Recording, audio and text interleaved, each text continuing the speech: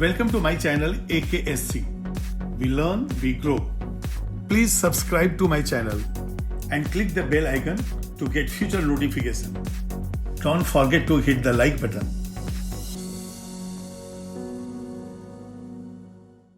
Hello, अब हम देखेंगे कि जिंक के ओर का कंसंट्रेशन कैसे करते हैं और कंसंट्रेशन के बाद कौन सा ट्रीटमेंट हम इसको देते हैं।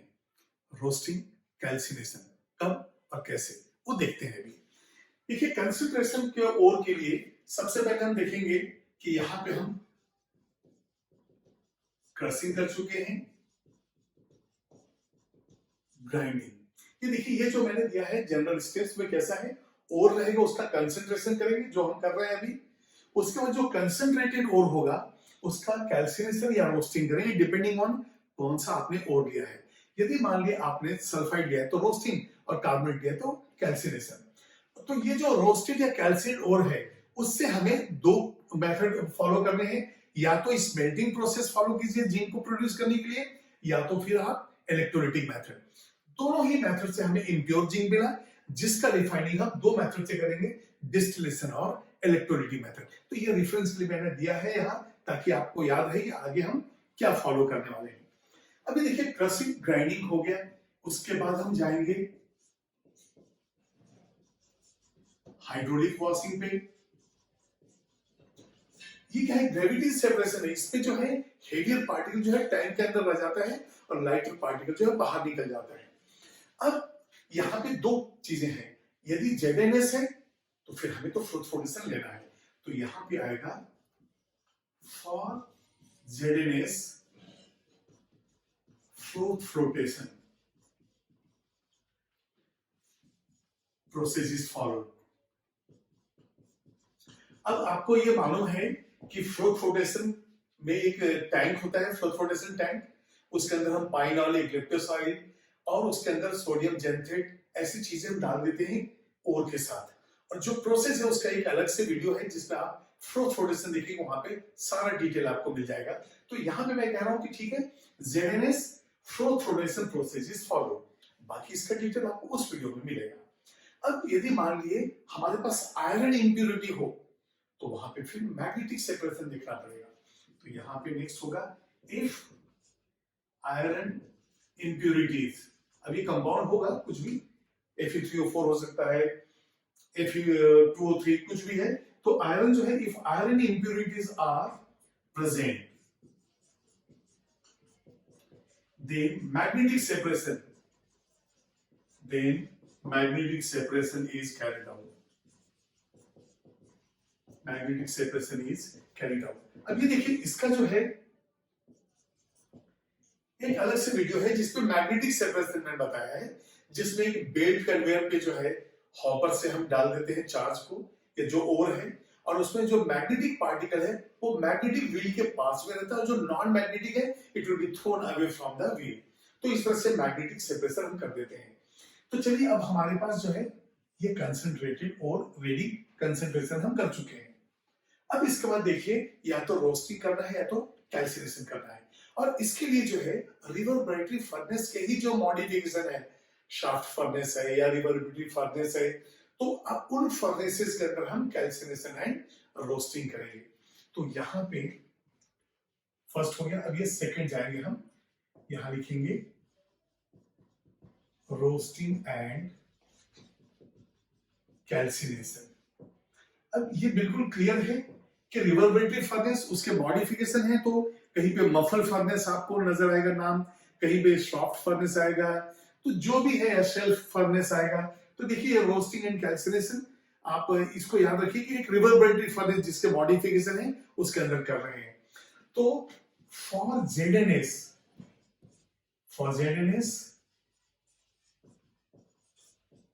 आपको रोस्टिंग करना है।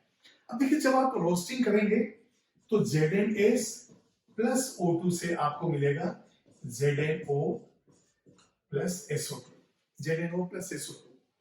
अब यहां पे इसको हम बैलेंस कर देते हैं, ये हो गया बैलेंस।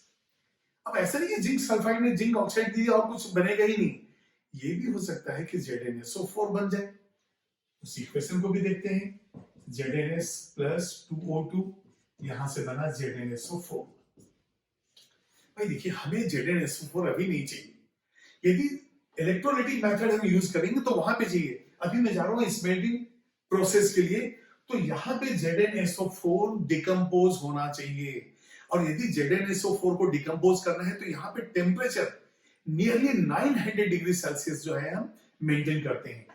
तो ये सब हीटिंग ही है, तो टेम्परेचर इज 900 डिग्री सेल्सियस। यदि आपने 900 डिग्री सेल्सियस टेम्परेचर मेंटेन किया है तो जो ZnSO4 बना है वो डिकम्पोज हो जाएगा और फिर से आपको मिल जाएगा ZnO plus SO2 plus O2।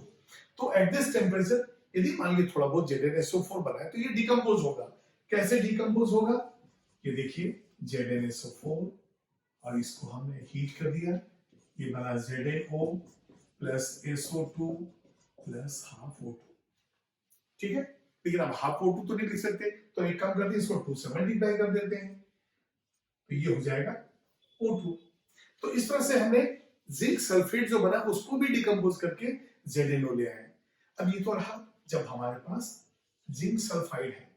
अब यदि आपके पास कैलामाइन है, ये जिंक ब्लेंड था, और यदि कैलामाइन है तो उसके लिए तो फिर हमें कैल्सिनेशन करना पड़ेगा। तो यहां भी लिखिए फॉर ZnCO3 कैल्सिनेशन, और ये कैल्सिनेशन भी वही रिवर्बरेटरी फर्नेस के अंदर ही। तो यहां ये हो गया ZnCO3, यहां पे भी हमने हीट किया ZnO प्लस CO2। अब आप देख रहे हैं कि चाहे वो कैल्सिनेशन हो चाहे रोस्टिंग हो, हमारे पास ZnO तो मिल गया है। तो इस जिंक ऑक्साइड, ये जो है कैल्सिनेशन और ओर के बाद हमें क्या मिला, यहाँ पे ZnO जिंक ऑक्साइड मिल गया है। अब इस जिंक ऑक्साइड का या तो स्मेल्टिंग या तो फिर हमें करना है इलेक्ट्रोलाइटिक प्रोसेस। तो पहले आप इसको नोट कीजिए, जिंक सल्फाइड रोस्टिंग से ZnO मिला और वहां पे टेम्परेचर 900 डिग्री सेल्सियस। उसी तरह से कैलामाइन का रोस्टिंग किए, कैल्सिनेशन किए, और ये यहाँ पे मिला ZnO। तो रोस्टिंग किसका है, ZnS का, कैल्सिनेशन किसका है, ZnCO3 का। इसको नोट कीजिए। अभी जो आपने देखा कि जिंक के एक्सट्रैक्शन में किस तरह से स्टेप्स फॉलो होते हैं, कंसंट्रेशन, रोस्टिंग, ये सब, उसके ऊपर कुछ क्वेश्चन जो है मैं डिस्कस कर रहा हूं। देखिए पहला क्वेश्चन है extraction of zinc from zinc blende. Zinc blende क्या है, ZnS इज अचीव्ड बाय। अभी बताइए यदि मान लिए हमें जिंक प्रोड्यूस करना है जिंक ब्लेंड से, तो जैसा आपको मालूम है कि सल्फाइड ओर का हम रोस्टिंग करेंगे, और जब ZnS का रोस्टिंग हो तो हमें ZnO मिलेगा, और यदि कहीं ZnSO4 मिल भी जाएगा तो वो डिकम्पोज होकर ZnO देगा। और जब एक बार जिंक ऑक्साइड आपको मिल गया तो उसका कार्बन रिडक्शन कर देंगे। तो देखते हैं कौन सा ऑप्शन है जिसके अंदर रोस्टिंग भी हो और कार्बन रिडक्शन प्रोसेस भी हो। तो आपका सेकंड ऑप्शन देखिए, roasting followed by reduction with Coke. तो ये हो गया आपका आंसर। ठीक है, इसका मतलब क्या हो गया कि जिंक जो है यहाँ पे प्लस C से बन जाएगा Zn प्लस CO, तो फॉलोड बाय कोक, ये हो गया फॉलोड रिडक्शन बाय कोक। अब आते हैं हम लोग सेकंड क्वेश्चन पे। The earthy impurities present in the mineral, अभी तो मालूम है आपको ये कहलाएगा गैंग। स्लैग तो आपको मालूम है कि ये आयरन के एक्सट्रैक्शन और कॉपर के एक्सट्रैक्शन हमने लिया है। जो इम्प्योरिटी प्लस फ्लक्स मिलकर जो मोल्टन मास बनाता है दैट इज कॉल्ड स्लैग। तो यहाँ पे हमारा हो गया गैंग। और रिफ्रैक्टिव मटेरियल क्या है, ये वो सब्सटेंसेस हैं जो हाई टेम्परेचर पे न तो मेल्ट होते हैं और ना ही सॉफ्टर होते हैं। ठीक है, और फ्लक्स वो सब्सटेंस है जो इम्प्योरिटी को निकालेगा। तो इस क्वेश्चन का आंसर हो गया हमारा गैंग। चलिए थर्ड देखते हैं। Generally sulphide ores are concentrated by which of the following process, sulphide ore flotation. तो कहां है फ्लोटेशन, यस हमारा आंसर ये हो गया।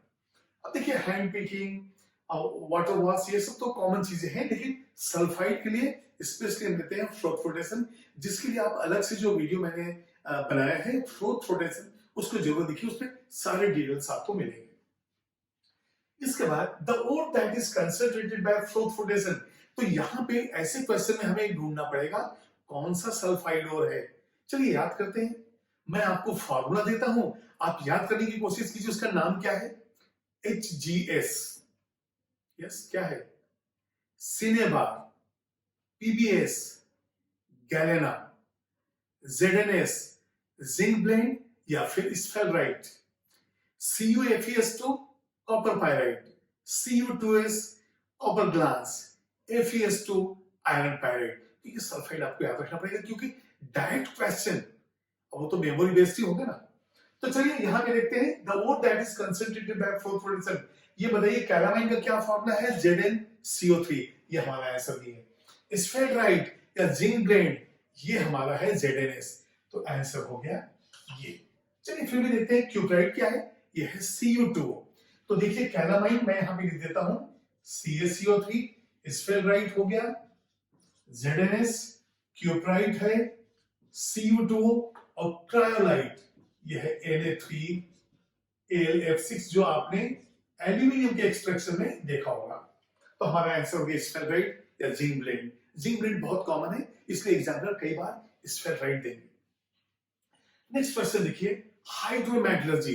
अब हाइड्रोमेटलर्जी में हम क्या करते हैं? जो भी हेवियर पार्टिकल्स उनको सेटल डाउन करने के लिए एक बड़े से टैंक के अंदर वाटर का ब्लास्ट हम पास करते हैं, हाई स्पीड में वाटर पास करते हैं। आपने देखो जैसे कारवास होता है और उसपे जब हाइड्रोलिक प्रेशर ज्यादा होता है तो पूरे डस्ट उससे बाहर निकल जाते हैं। उसी तरह से इस टैंक में जब आप स्ट्रीम ऑफ वाटर को पास करोगे तो लाइटर पार्टिकल जो है ऊपर फ्लोट होकर बाहर निकल जाएंगे और जो हेवियर पार्टिकल है वो नीचे बैठ जाएंगे। तो ये तो सबके लिए करना होगा, एक दो के लिए क्यों, सबके लिए ही एप्लीकेबल है। तो फिर आपका आंसर क्या होगा? ऑल। ठीक है, मेरे ख्याल से सभी आंसर आपको आ रहे हैं। चलिए द ऑलिव ऑयल, देखिए आपने थोड़े से भी लिया होगा पाइन ऑयल, यूकलिप्टस ऑयल, उसी तरह से ऑलिव ऑयल भी है। तो the olive oil used in fluorescent process is called. अब ये बताइए हमारे लिए क्या है? ये तो फ्लोटिंग है ना, इसके जो ड्रॉपलेट्स जो होंगे वो फ्लोट के जैसे काम करेंगे। तो हमारा आंसर हो गया यह है फ्लोटिंग एजेंट। यहाँ कोई लुब्रिकेंट की जरूरत नहीं है और कंडीशनर अलग होता है। तो ये फ्लोटिंग एजेंट जो है ये आपका हो गया आंसर। तो आप इसको एक बार नोट कर लीजिए और जितने भी क्वेश्चंस मैं दे रहा हूं एक अलग कॉपी में इन सबको नोट कीजिए क्योंकि कहीं ना कहीं ये एग्जाम में पूछे जाते हैं। ये ऑलरेडी IIT JEE एडवांस का क्वेश्चन है। इसी तरह से बाकी क्वेश्चंस जो है, अब मैं डेट वाइज नहीं लिख रहा हूं, क्वेश्चन देख लीजिए। अच्छे क्वेश्चन है तो किसी भी क्वेश्चन बैंक का हो हमको सॉल्व करना है। Please don't